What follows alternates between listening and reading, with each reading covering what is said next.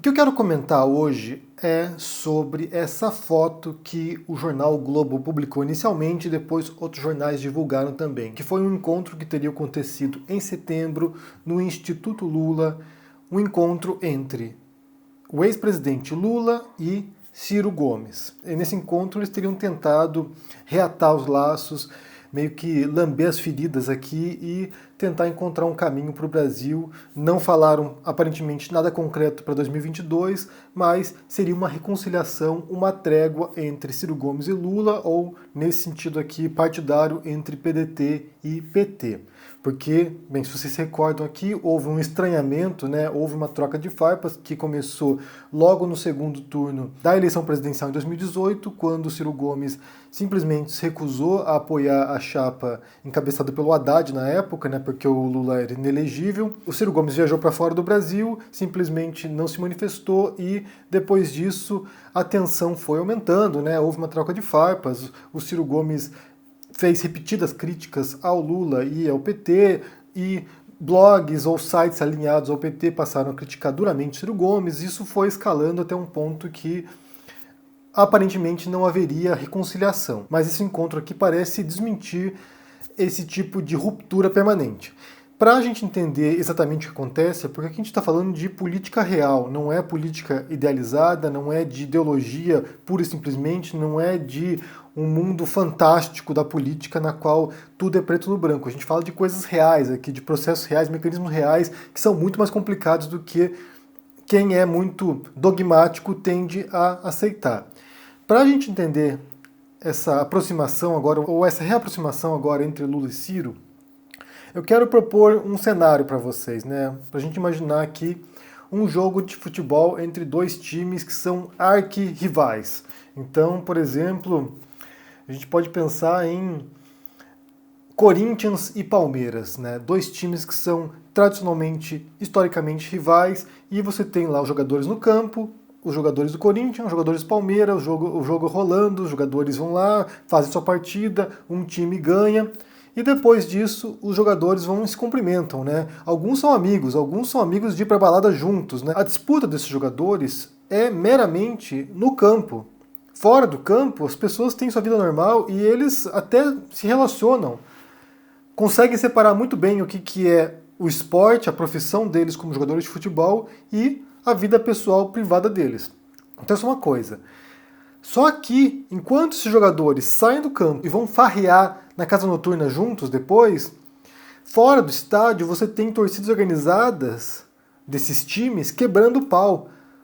Um torcedor querendo matar o outro, com pedradas, com pauladas, ou seja, os torcedores eles estão numa sintonia diferente do que os jogadores do time. É claro que de tempos em tempos a gente vê algumas demonstrações que até essas diferenças entre torcidas também podem ser postas de lado, como a gente viu, por exemplo, recentemente, durante a pandemia, quando as torcidas organizadas se reuniram para fazer manifestações em defesa da democracia. Então isso acontece também. Nem sempre a tensão é permanente ao nível da agressividade física, mas acontece também.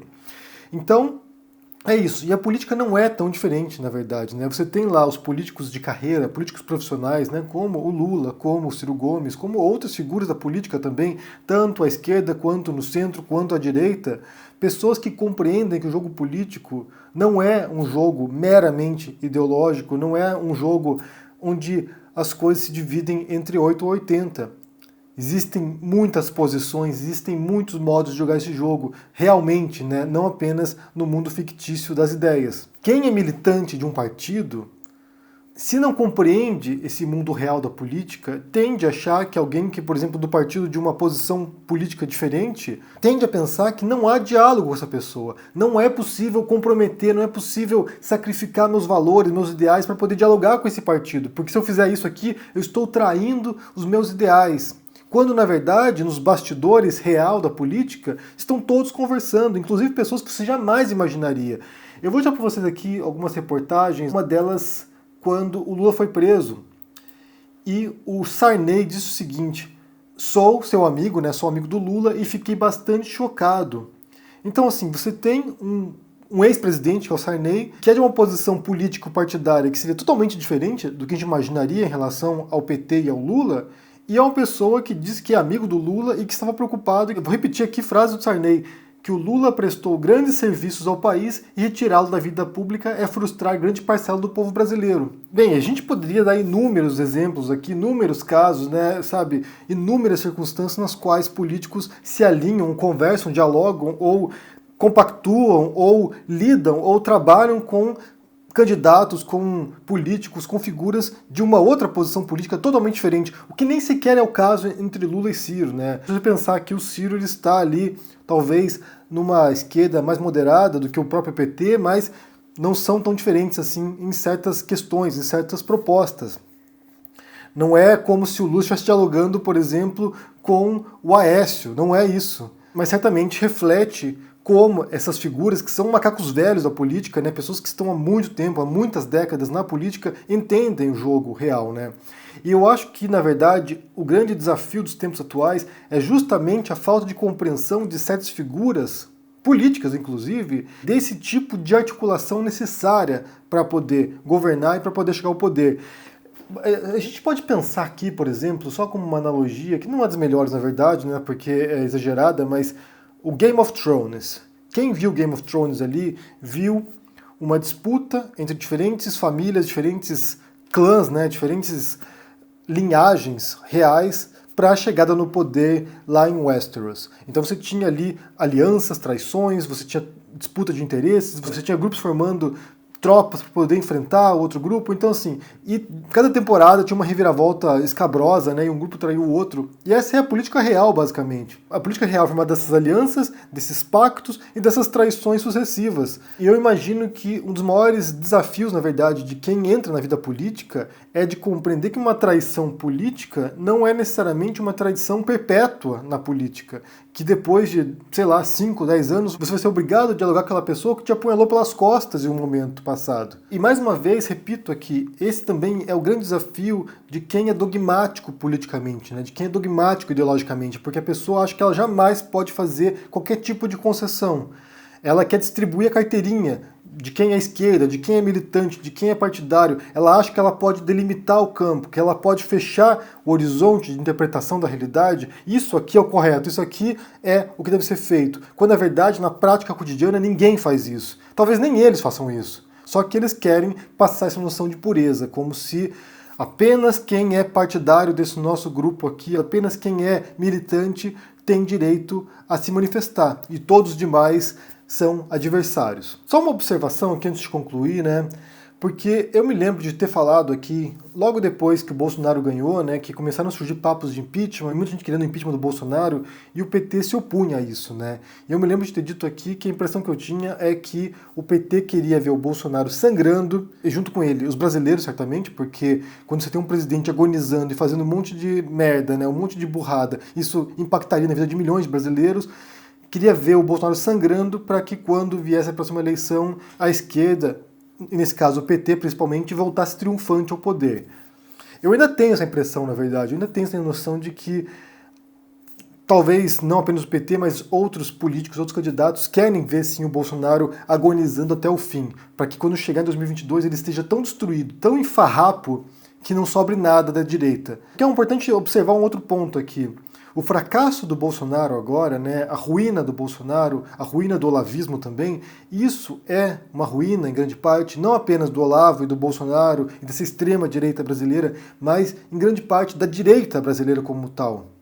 Porque é um colapso de um modelo social, é um colapso de um modelo neoliberal, é um colapso de um modelo que se calca nas desigualdades, que se funda na remoção de direitos dos trabalhadores, que se funda na pobreza também, né, porque muita gente acaba indo para a miséria dadas essas políticas dessas pessoas. Então será, na minha leitura talvez, uma queda do modelo direitista no Brasil por um tempo, né? Porque também a gente não pode pensar que nunca mais a gente vai ver direita no poder. Pode ser que numa próxima eleição, caso a queda do Bolsonaro continue, pode ser que te veja a volta de uma coligação ou de uma frente de esquerda. Não sei dizer, é difícil prever também porque tem chão pela frente.